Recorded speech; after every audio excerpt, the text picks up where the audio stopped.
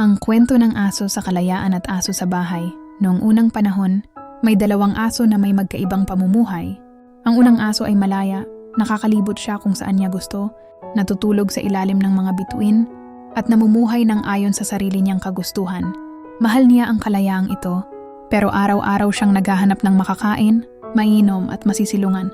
Minsan nagugutom siya, at kapag masama ang panahon, wala siyang mainit na lugar na mapagpapahingahan.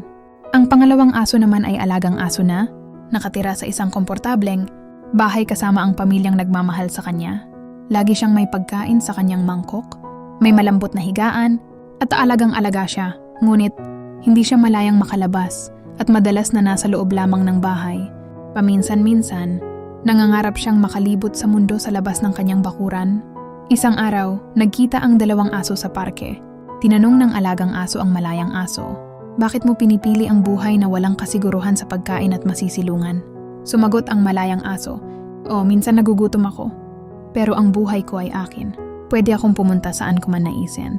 At sumabak sa kahit anong pakikipagsapalaran. At ikaw, bakit ka nananatili sa loob ng bahay? Gayong may malakit maganda namang mundo sa labas?"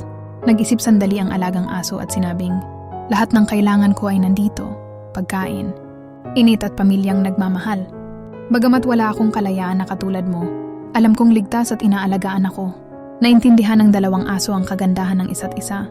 Bawat isa'y bumalik sa kanilang tahanan, na may dalang mas malalim na pasasalamat sa buhay na kanilang pinili. Aral, ang kalayaan at kasiguruhan ay may kanya-kanyang kagandahan at sakripisyo. Natutunan ng bawat aso ang halaga ng kanilang sariling pamumuhay, na nagpapaalala sa atin na ang kaligayahan ay makakamit sa iba't ibang paraan. Ang mahalaga ay matutong magpasalamat at makahanap ng kapayapaan sa mga sariling desisyon. Maraming salamat sa inyong walang kapantay na pagmamahal at malasakit. Kayo ang dahilan kung bakit maraming aso ang nagkakaroon ng bagong pag-asa, isang masayang buhay na puno ng kalinga at pagmamahal. Sa pag-rescue, pag-aalaga o pag-ampun ninyo sa kanila, tunay kayong nagbibigay ng malaking pagbabago.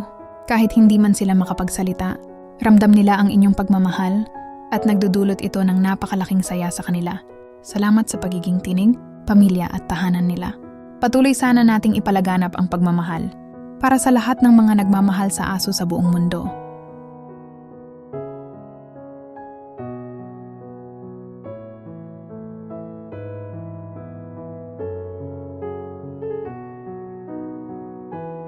Salamat sa panunood. Sana ay nagustuhan ninyo ang kwento. I-share natin ang video na ito sa ating pamilya at mga kaibigan. At huwag kalimutang mag-comment kung saan kayo nanonood para makita natin kung gaano kalayo ang naabot ng ating video.